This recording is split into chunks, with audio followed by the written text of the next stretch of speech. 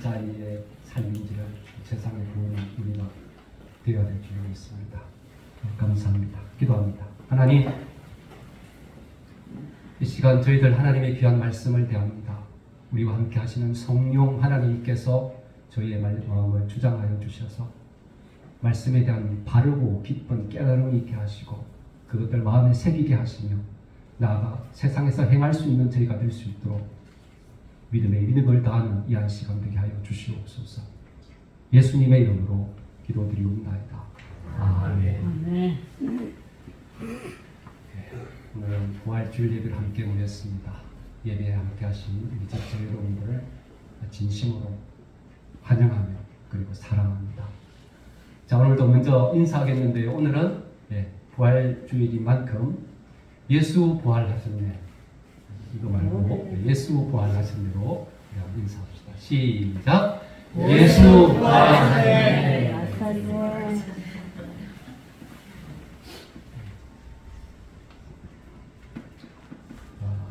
부활주일은 예수님이 우리 죄를 대신 지고 십자가에 못 박혀 죽으신 후 사망을 이기시고 다시 사신 것을 기념하는 주일입니다.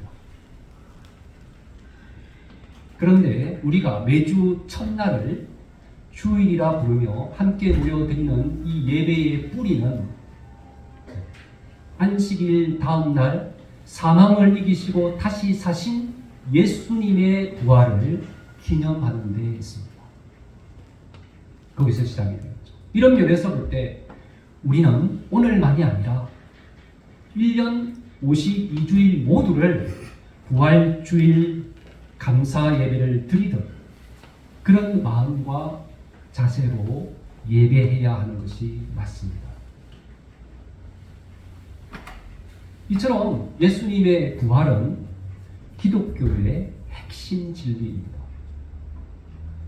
그래서 사도 바울은 하나님을 믿는다 하면서 예수님의 부활을 믿지 않는 자들이 있다면 그들이야말로 세상 사람보다 더 불쌍한 자라고 말씀하고 있습니다. 자, 고린도전서 15장 17절에서 19절의 말씀을 다시 한번 읽겠습니다. 시작. 그리스도께서 다시 살아나신 일이 없으면 너희의 믿음도 헛되고 너희가 여전히 죄 가운데 있을 것이요 또한 그리스도 안에서 잠자는 자도 망하였으니 만일 그리스도 안에서 우리가 바라는 것이 다만 이 세상의 삶뿐이면 모든 사람 가운데 우리가 더욱 불쌍한 자이리라. 아멘. 사도 바울은 예수님의 부활이 없었다면 우리의 믿음도 헛되며 우리는 여전히 죄 가운데 있을 것이라 합니다. 또한 예수님을 믿고 죽은 자들도 다 망할 것이라 합니다. 그러니 부활신앙 없이 이 세상이 전부라고 생각하며 사는 신자가 있다면 그는 세상 사람보다 더 불쌍한 자라고 말씀하고 있는 것입니다. 그렇습니다. 부활이 없어요. 예수님의 부활도 믿지 않고 나의 부활도 없다고 생각을 하는, 그 부활도 없고 그래서 죽음 위에 세상도 없다면 부활이 없으면 죽음 위에 세상이 무슨 의미가 있습니까? 그래서 부활도 없고 죽음 위에 세상도 없다면 이 세상에서 잘 먹고 잘 사는 것이 최고이지 왜 말씀에 순종하여 자기를 부인하고 자기 십자가를 주고 주님을 닮아가는 성화의 삶으로 하나님의 나라를 준비하는 그런 삶을 살겠느냐는 거죠. 그렇게 사는 것은 참으로 어리석은 것이고 쓸데없는 것이라는 것입니다. 그렇잖아요. 사도 바울 자신이 십자가의 복음을 전하는 사명을 위해 온갖 수고를 마다하지 않고 핍박을 견뎌내며 순교까지 할 수 있었던 것도 사실은 그가 부활신앙을 붙잡고 있었기 때문입니다. 디모데후서 4장 7절에서 8절 말씀 함께 읽어봅시다. 시작. 나는 선한 싸움을 싸우고 나의 달려갈 길을 마치고 믿음을 지켰으니 이제부로는 나를 위하여 의의 면류관이 예비되었으므로 주 곧 의로우신 재판장이 그날에 내게 주실 것입니다. 내게만 아니라 주의 나타나심을 사모하는 모든 자에게도입니다. 아멘. 바울은 그가 죽은 후 부활한 몸으로 쓰게 될 하나님 나라에서의 의의 면류관을 바라보며 믿음의 경주를 쉬지 않았다고 고백하고 있는 겁니다. 바울은 이미 죽음을 이기고 부활하셔서 재판장으로서 자신을 위해 의의 면류관을 예비하신 주님을, 그 예수님을 다시 만날 날을 사모하며 달려갈 길을 마치고 믿음을 지켰다고 고백하고 있는 것이죠. 그리고 그 의의 면류관은 자신뿐 아니라 예수님의 부활과 재림을 믿는 모든 자들을 위해 예비된 것이라 말씀하고 있습니다.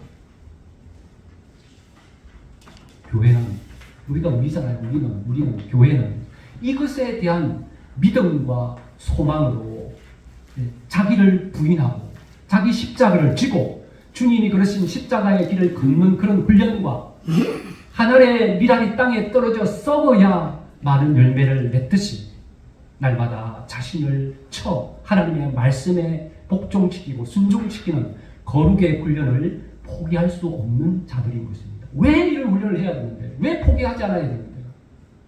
우리의 부활의 소망이기 때문에, 이 땅의 삶이 전부가 아니기 때문에, 도리어 이 땅의 삶은 부활한 이후에 하나님 나라에서의 삶을 결정짓는 그런 과정들이기 때문에 포기할 수 없는 것입니다. 현재 우리가 당하는 고난은 장차 우리에게 나타날 하나님 나라에서의 그 영광과 좋게 비교할 수 없는 것에 대한 믿음으로 말입니다. 그런 믿음이 있으니까 그런 싸움을 하는 것입니다.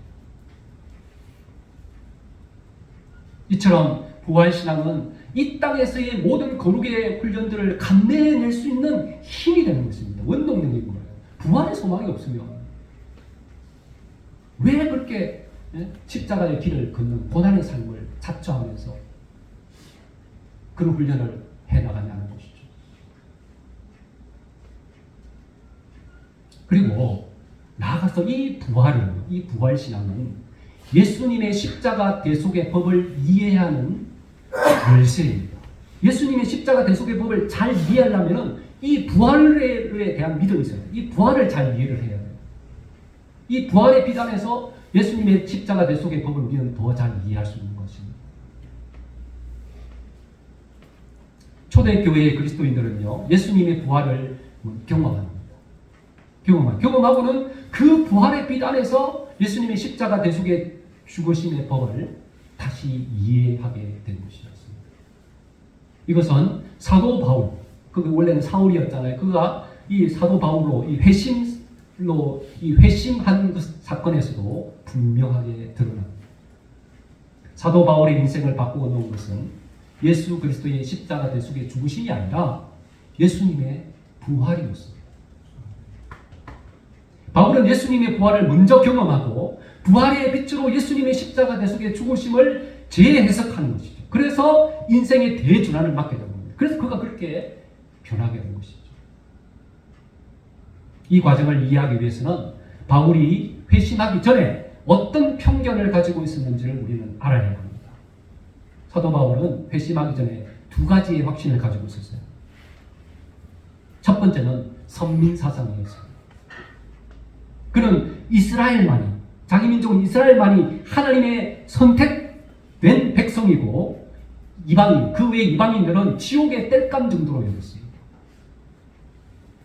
두 번째는 그런 생각을 가지고 있고, 두 번째는 예수는 결코 그가 기다리는 메시아일 수 없다는 그런 확신이었어요. 이 두 가지 확신을 가지고 있었어요. 바울은 사울이었을 때. 이 바울 역시 유대인이었잖아요. 유대인으로서 자기 민족을 이방인들의 압제에서, 즉 로마의 압제에서 구원해 내줄 해결자로서의 그런 정치적 메시아를 기다리고 있었습니다. 그런 바울에게 사람들의 손에 붙잡혀가지고 십자가에 못 박혀 죽으신 그 예수는 그가 기다린 메시아일 수가 없었던 것입니다.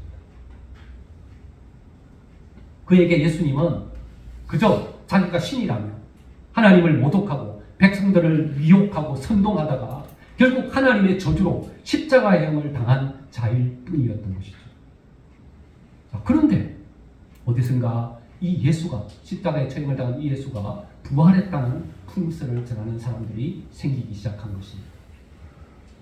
바울 입장에서 딱 볼 때 그들은 유대 공동체를 심각하게 타락시킬 수 있는 그런 누룩 같은 이단 집단에 불과했어요. 그래서 대제사장의 공문을 받아들고는 그들을 잡아 처형하기 위해서 원정까지 갑니다. 다메섹으로까지 원정을 가게 되는 것이죠. 그 여정 중에 바울은 부활하신 예수님을 만납니다. 이엔 모두가 땅바닥에 엎드려졌고 거기서 사도 바울은 부활하신 예수 그리스도를 물리적으로 만납니다. 예수님은 가히 사람이 쳐다볼 수 없는 찬란한 빛과 위엄과 영광으로 둘려 있었지만 바울은 분명 부활하신 예수님과 대면합니다. 바울은 그 영광의 빛을 보는 순간 눈이 멀어버립니다. 그리고 그 자리에 꼬꾸라진 채 예수 그리스도의 음성을 직접 듣게 됩니다. 네. 무슨 음성이었죠? 사울아, 사울아, 내가 어찌하여 나를 핍박하느냐. 예수를 믿는 자들을 핍박하고 있는데 예수님은 뭐라고요? 나를 믿는 자들을 핍박하는 것은 나를 핍박하는 것이다. 지금 그렇게 말씀하고 있는 것이죠. 왜 네가 나를 핍박하냐? 본능적으로 사도 바울은 그 음성이 온 세상의 주가 되시는 분임을 직감하게 되는 것이죠. 그래서 묻습니다. 주여, 누구십니까? 이때 예수님은 나는 내가 핍박하는 예수라는 음성이 그의 귀를 때립니다. 이 사건으로 사도 바울은 더 이상 십자가에 죽은 예수가 부활했다는 것을 부정할 수 없게 된 겁니다. 그래서 이것은 바울 입장에서 볼 때 참으로 충격적인 사건이었습니다. 자, 구약에 보면은 죽음을 보지 않고 하늘로 올라간 사람들이 몇 있죠? 예를 들면 하나님과 365년 동안 동행하다가 죽음을 보지 않았던 에녹, 그리고 불병거를 타고 하늘로 올라갔던 엘리야. 이들의 공통점은 뭐냐면은 하나님께 특별히 의롭다 인정받은 자들이라는 것입니다. 그래서 죽음을 보지 않고 그냥 하나님께로 간 거죠. 그런데 예수님은 십자가 처형으로 죽으셨죠. 죽으셨는데 부활하셨어요. 다시 하나님이 살리셨어요. 살아나셨다. 죽으시고 살아나셨어요. 어느 게 더 세요? 죽었다가 부활하는 게 더 세지 않아요? 이 얘기는 뭐냐? 그렇다면 예수님은 에녹이나 엘리야보다 하나님께 더 어렵다 인정받은 사람이라는 얘기밖에 안 되는 겁니다. 구약에 정통했잖아요. 사도 바울은 구약에 정통했어요. 구약에 정통한 사도 바울은 성령님의 도심 안에서 즉각적으로 이 사실을 깨닫게 되었을 것입니다. 자, 이것을 깨닫는 순간 바울은 큰 의문에 사로잡히게 되는 것이죠. 보십시오. 자, 십자가형을 당하는 자는, 당시 십자가형을 당하는 자는 다 하나님의 저주를 받은 자인데 하나님이 의롭다고 인정하시고 사랑하시는 자를 왜 그러면 십자가에 못 박혀 죽게 하시는 거죠? 왜? 이런 의문 속에서 사도 바울은 역시 성령님의 은혜 가운데 놀라운 복음을 이제 깨닫게 되는 것이죠. 그것은 예수님이 십자가에 매달려 죽으셨다는 것은 틀림없이 하나님의 저주를 받아 죽은 것은 맞다. 죽은 것이지만 그 저주의 죽음은 예수님이 하나님께 저주받을 만한 죄를 지었기 때문이 아니라 온 인류의 죄에 대한 하나님의 저주를 예수님이 대신 당하신 죽음이었다는 것을 깨닫게 되는 것입니다. 그렇지 않으면 설명할 수가 없는 것이죠. 바로 하나님을 대적하며 살아온 바울 자신의 죄를 대신 지시고 예수님이 죽음의 저주의 죽음을 당하셨음을 그가 깨닫게 되는 것입니다. 이렇게 사도 바울은 예수님의 부활 체험을 통하여서 예수님의 십자가 대속의 죽음의 의미를 깨닫는 자리로 가게 되는 것이죠. 그 깨달음을 바울은 로마서 4장 25절 한 절을 통해서 이렇게 간결하게 표현하고 있습니다. 로마서 4장 25절 같이 읽읍시다. 시작. 예수는 우리가 범죄한 것 때문에 내중이 되고 또한 우리를 의롭다 하시기 위하여 살아나셨느니라.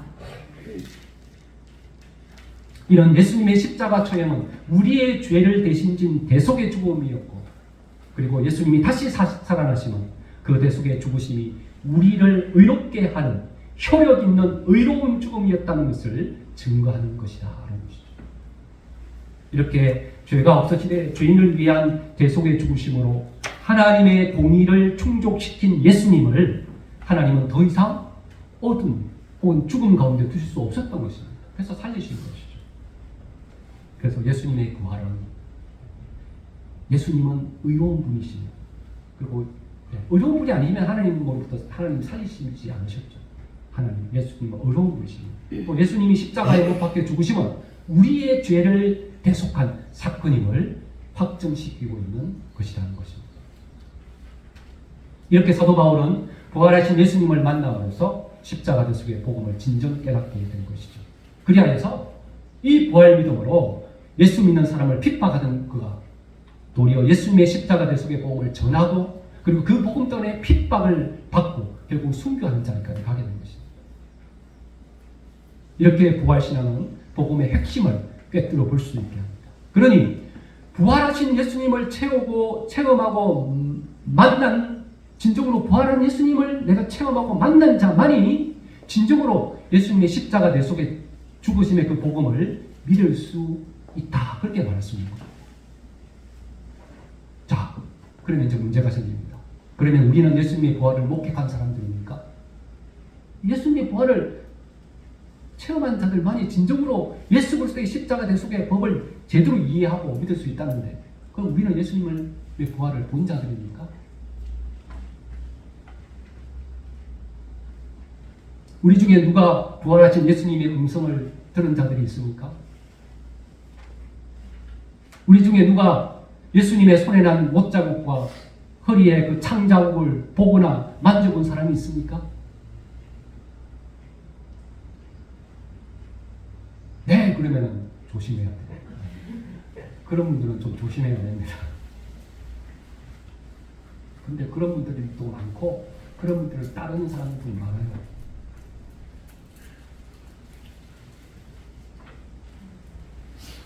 그런 분은 아무도 없으시죠, 여기에는.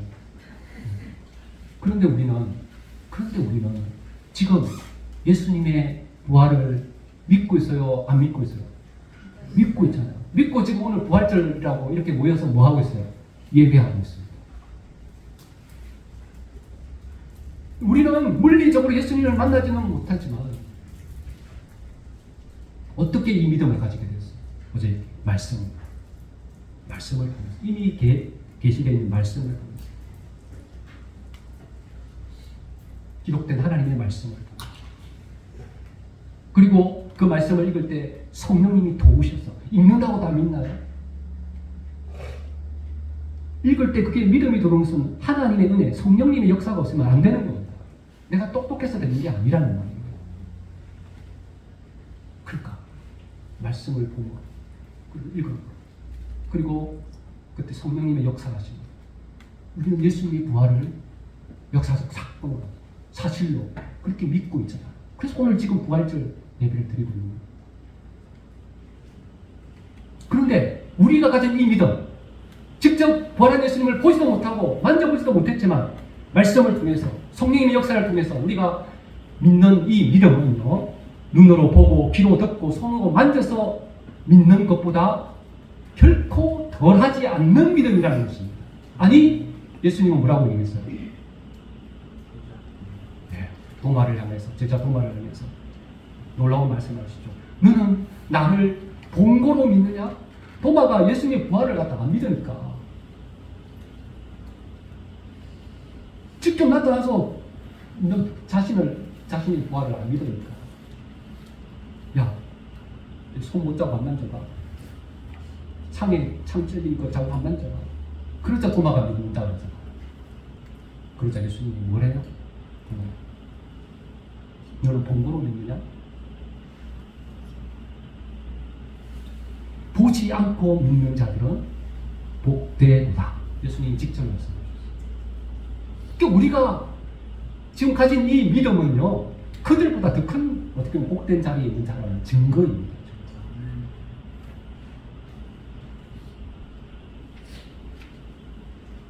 교회는요, 우리가 교회잖아요. 교회는 몸은 죽여도 영혼은 능히 죽이지 못하는 자들을 두려워하지 않고 오직 몸과 영혼을 능히 지옥에 내려줄 수 있으며 죽은 자를 능히 살릴 수 있는 하나님에 대한 믿음과 소망으로 사는 자들, 그게 교회입니다.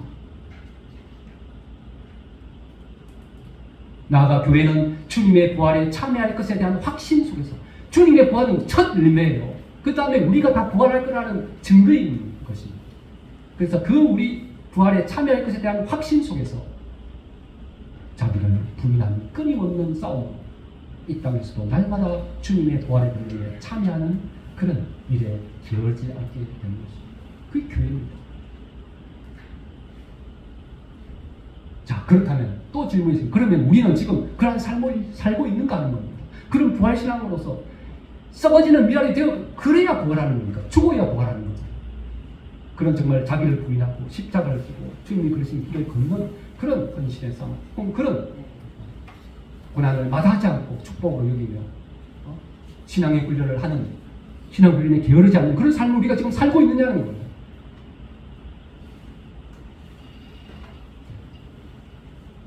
우리 자신에게 던져놔야 돼요. 오늘 우리가 드리고 있는 이 부활주일 예배는요, 우리가 여전히 썩어질 육신만을 위해 먹을 것, 마실 것, 입을 것에 대한 염려로 세상의 달콤한 유혹에 적절히 타협하며 살아가고 있지는 않은지, 여전히 죽음에 대한 두려움에 떨며 부활을 신앙을 믿는다면서 죽음에 대한 두려움에 떨며 이 땅에서의 무병장수와 부귀영화만을 추구하고 살고 있지는 않은지, 그런 신앙생활을 하고 있지 않은지 우리 자신을 돌아보는 그런 시간이어야 하는 것입니다. 진정 죽어도 신령한 몸으로 부활할 것에 대한 소망을 든든히 붙잡고 있는지, 내가 부활한 몸으로 새하늘과 새 땅에서 하나님과 누릴 영화로운 삶에 대한 믿음을 정말 가지고 있는지, 그 자리로 가는 과정에서 이 땅에서 당하는 손해와 억울함과 고난과 핍박이 하나님 나라에서의 우리의 영광을 더 영광스럽게 할 축복임을 알고 그것으로 기뻐하는 삶을 살고 있는지를 돌아보는 그런 부활주의여야 하는 것입니다.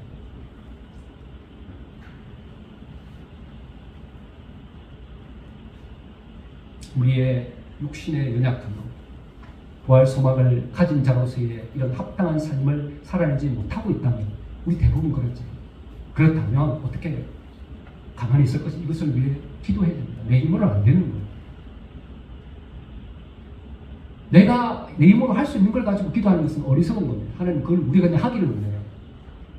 내가 여자께서 할 수 없는 것들, 하나님의 은혜와 성령님의 도우심 없으면 할 수 없는 삶입니다. 살 수 없는 삶입니다.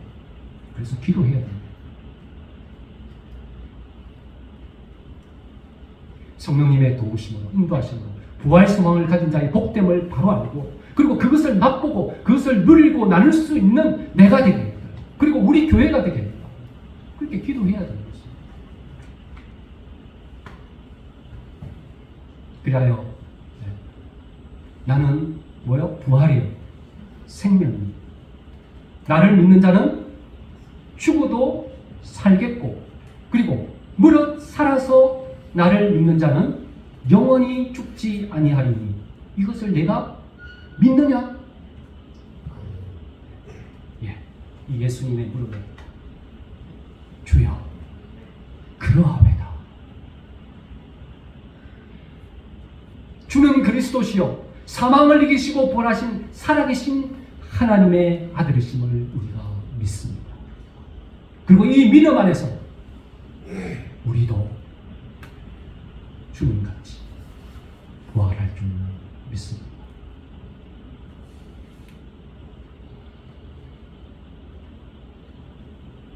하나님 보시고 보시기에 가장 아름다운 모습. 저는 그렇게 생각합니다. 어떻게 부활할 때 우리는 어떻게 부활할까? 뭐 의문이 생기잖아요. 저는 우리 볼 때가 아니고 하나님이 보실 때 가장 아름답고 보시기에 좋았다 할 만한 그런 모습으로. 그래서 그게 어린아이일 수도 있고, 뭐 노년의 모습일 수도 있고, 하나님 입장에서 보는 거니까 청년일 수도 있고. 그래서 하나님의 나라에도 여전히 노년도 있고 청년도 있고, 그렇지만 하나님 보시기에 가장 아름다운 모습, 그렇게 부활할 분명히 있습니다. 그리고 부활하신 예수님과 얼굴을 마주하며 사는, 더 이상 아픔도 없고 눈물도 없고 다시는 죽음이 없는 그곳에서 가장 우리 사람답게 의미 있는 그런 삶들을 주님과 함께 살아가는 그날을 우리가 사모하며 살아야 하는 것이죠. 이 교회입니다. 그것을 사모하며 그날을 준비하며 사는 자들이 교회입니다. 그래서 이 자리에 부름을 받고 있는 교회는 복된 자들.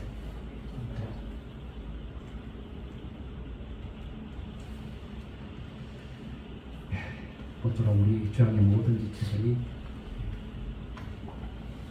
부활 신앙을 가지시고 부활에 대한 확실한 믿음을 가지시고 이 부활 신앙으로 세상을 보고 세상을 품는 자들이 되어서 주님의 부활의 우리의 그 능력을 이 땅에서도 우리가 체험하고 누리고 또 그날에서 온전히 누리는 그런 은혜를 다 누리시기를 주님의 이름으로 축원합니다.